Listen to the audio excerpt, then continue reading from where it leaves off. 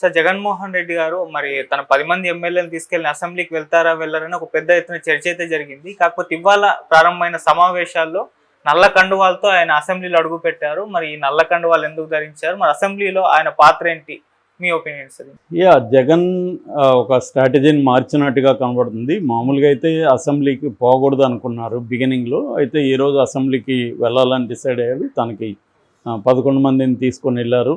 అంటే తనతో పాటు 10 మంది ఎమ్మెల్యేలతో వెళ్ళాడు. ఇళ్ళకు ముందు కండువాలు, నల్ల కండువాలు కప్పుకొని ప్లికార్డులు పట్టుకొని వచ్చారు. అసెంబ్లీ ముందు చిన్న ధర్నాలాగా చేశారు. అయితే పోలీసులు వాళ్ళ దగ్గర ఉన్న ప్లికార్డులు అంతా తీసుకొని చించేస్తే పోలీసులతో గొడవపడ్డారు. జగన్ తీవ్రంగా హెచ్చరించారు. ఆయన ఎవరు ఆఫీసర్ని మధుసూదన్ అని సంబోధిస్తూ, నువ్వు గుర్తుపెట్టుకో, ఈ గవర్నమెంట్ శాశ్వతంగా ఉండదు అనేది కూడా ఆయన తీవ్ర స్వరంతోనే హెచ్చరించారు. సో అట్లాగే పోలీసులు 3 సింహాలు ఇవన్నీ కూడా మాట్లాడాడు జగన్. సో అంటే ఇది గతంలో తెలుగుదేశం వాళ్ళు ఈ ప్లేస్లో ఉన్నారు. అప్పట్లో జగన్ ప్రభుత్వంలో ఉన్న పోలీసులు ఇలాగే బిహేవ్ చేశారు. ఇప్పుడు తెలుగుదేశం పోలీసులు ఇలాగే బిహేవ్ చేస్తున్నారు. అంతకుముందు 2014 నుంచి 18లో 19 వరకు ఉన్న ప్రభుత్వంలో కూడా ఇదే పరిస్థితి.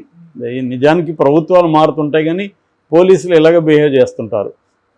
ఎవరు వచ్చినా ఇదే వ్యక్తులు మారుతుంటారు, అక్కడ ప్లేసులు మారుతాయి అంతే. ఇప్పుడు జగన్ వంతు వచ్చింది. మొన్నటి వరకు చంద్రబాబు వంతు ఉంది. చంద్రబాబు కూడా అసెంబ్లీ నుంచి బాయ్కాట్ చేసి వెళ్ళిపోయాడు. అంతకుముందు జగన్ కూడా అసెంబ్లీ బాయ్కాట్ చేసి వెళ్ళిపోయాడు. ఇప్పుడు మళ్ళీ జగన్ అసెంబ్లీ బాయ్కాట్ చేసి వెళ్ళిపోయే పరిస్థితి మళ్ళీ వచ్చింది. అయితే మామూలుగా వెళ్తే విమర్శలు, పారిపోయాడు జగన్ అని ఆల్రెడీ ఛాలెంజ్లు చేస్తున్నారు. అనిత కూడా నిన్న ఛాలెంజ్ చేసింది హోంమంత్రి, నీకు దమ్ముంటే అసెంబ్లీకి రా, ఢిల్లీలో కాదు నువ్వు అసెంబ్లీలో చూసుకొని. అసెంబ్లీలో ఖచ్చితంగా జగన్కి ఉన్న బలం సరిపోదు. ఖచ్చితంగా జగన్కి ఏ రకమైన ప్రయారిటీ వీళ్ళు ఇవ్వరు. ప్రతిపక్షం హోదా ఇవ్వమని కూడా అడిగాడు, అది ఇవ్వలేదు. దాని మీద రకరకాల భిన్నాభిప్రాయాలు ఉన్నాయి. సరే అవన్నీ పక్కన పెడితే ఎవరైనా ఇవ్వరు. జగన్ ఆ ప్లేస్లో ఉన్నా జగన్ ఇస్తాడా? జగన్ కూడా ఇవ్వడు.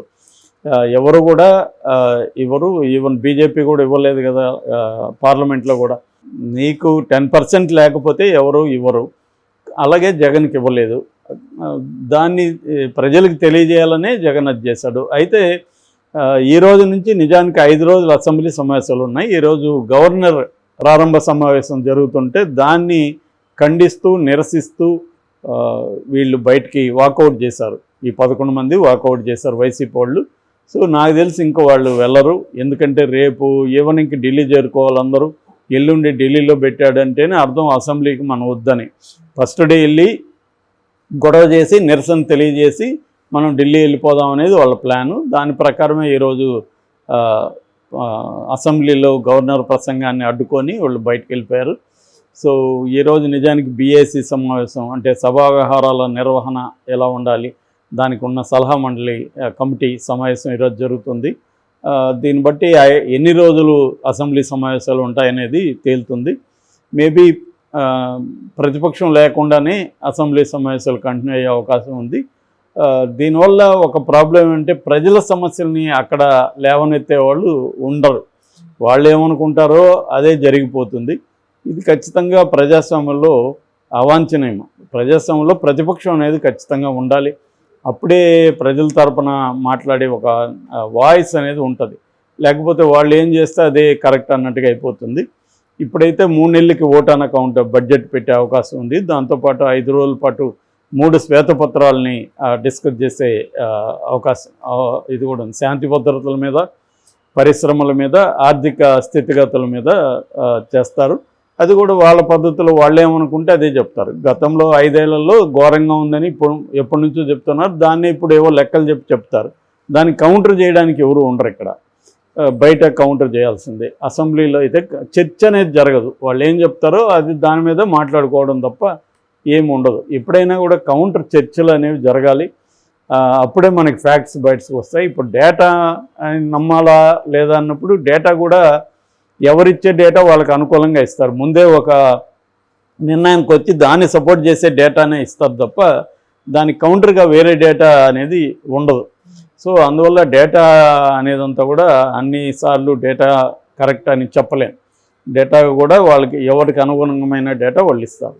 ఏదేమైనా జగన్ స్ట్రాటజీ ఏంటంటే అసెంబ్లీలో మనం ఉండి అక్కడ ఎట్లాగో మనకి వాళ్ళు టైం ఇవ్వరు మాట్లాడడానికి, దాని బదులు ప్రజా ఉద్యమాలు నిర్మిద్దాం అన్న యాంగిల్కి వచ్చినట్టుగా ఉంది. ముఖ్యంగా వాళ్ళు జగన్కి ఫస్ట్ కర్తవ్యం ఏంటంటే తాము జైలుకి వెళ్లకుండా చూసుకోవాలి ఒకటి.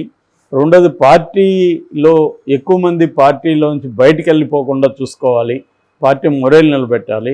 మూడవది కేడర్ని ఇబ్బందులకు గురవుతున్నారు వాళ్ళకి మోరల్ సపోర్ట్ ఇవ్వడం, లీగల్ సపోర్ట్ ఇవ్వడం, ఆర్థికంగా ఆదుకోవడం, ఇవి చేయాలి. నాలుగవది ప్రజా సమస్యల మీద మెల్లమెల్లగా మాట్లాడుతూ క్రమంగా ఉద్యమాలు నిర్మించడం అనేది చేయాలి.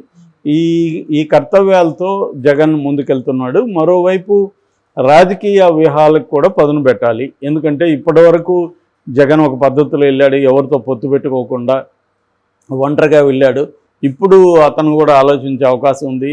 ఎందుకంటే ఇలాగ నాన్ బీజేపీ నాన్ ఇండియా కూటమిలో ఉన్న వాళ్ళందరూ కూడా ఈసారి ఓడిపోయారు. మనకి బిజు జనతా దళ్ ఓడిపోయాడు, పంజాబ్లో అకాలీ శిరోమణి దళ్ ఓడిపోయింది, తమిళనాడులో ఏఐడిఎంకే ఘోరమైన ఇది అయింది, ఇక్కడ కేసీఆర్ దెబ్బతిన్నాడు. ఇలాగా నాన్ బీజేపీ నాన్ ఇండియా కూటమిలో ఉన్న వాళ్ళందరూ కూడా ఘోరంగా ఈసారి దెబ్బతిన్నారు.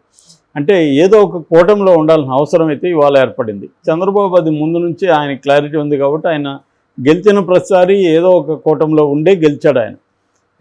సో ఈసారి జగన్ కూడా అటువంటి గుణపాఠాలు నేర్చుకునే అవకాశం ఉంది. అందుకని ఇప్పుడు ఢిల్లీకి వెళ్ళడంలో అది కూడా ఒక ప్రయోజనం.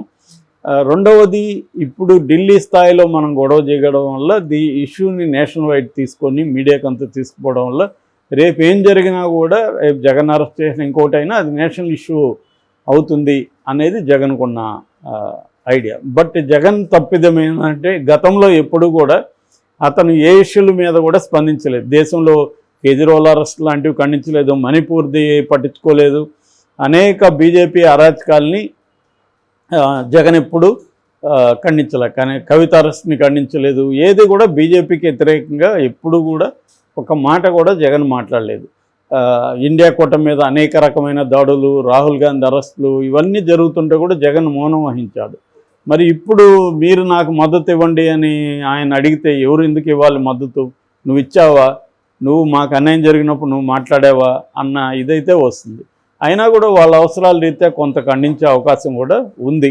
జగన్ ఇప్పుడు దాని మీద డిపెండ్ అవ్వాలి. ఎందుకంటే బీజేపీకి యాంటీగా ఏ కాంటెక్స్లో మాట్లాడే పరిస్థితి వచ్చినా ఇండియా కూటమి దాన్ని ఉపయోగించుకుంటుంది. కాబట్టి ఇప్పుడేమన్నా జగన్ ఇండియా కూటమి వైపు వెళ్తాడా? ఎందుకంటే రాహుల్ గాంధీ కూడా సపోర్ట్ చేస్తారని చెప్తున్నారు.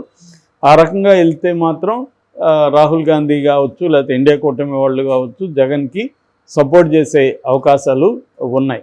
అందుకని అసెంబ్లీలో తాము చేసేది ఏమీ లేదు, నిరసన తెలియజేసి వెళ్దాము అనే ఈరోజు వచ్చినట్టుగా ఉంది. నిన్న కూడా గవర్నర్ని కలిసి జగన్ మిగతా నాయకులు వెళ్ళి గవర్నర్ కలిసి కూడా లా అండ్ ఆర్డర్ మీద, ముఖ్యంగా తమ మీద జరిగే దాడుల మీద మాట్లాడినారనేది మనకు అర్థమవుతుంది. సో ఈ కాంటెక్స్ట్లో జగన్ ఎవరైనా రాజకీయ పార్టీలు రాజకీయాలు చేస్తే జగన్ కూడా రాజకీయంగానే వెళ్తున్నాడు. ఇప్పుడు ఇందాక చెప్పిన తన ఈ 4-5 కర్తవ్యాలు ఏవైతే ఉన్నాయో తన ముందున్న లక్ష్యాలు వాటి మీద ఫోకస్ చేస్తున్నాడు. కొంత ఆల్రెడీ కేడర్లో కూడా కొంత నమ్మకం క్రియేట్ అయింది. వాళ్ళు కూడా పాజిటివ్గానే రియాక్ట్ అవుతున్నారు.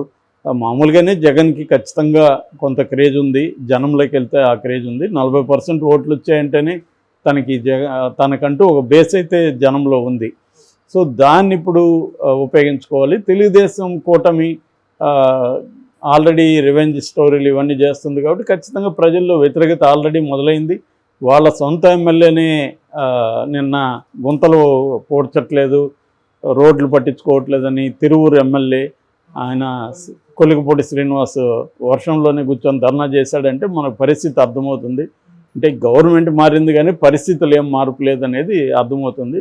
దీన్ని జగన్ తనకు అనుకూలంగా ఉపయోగించుకోవడానికి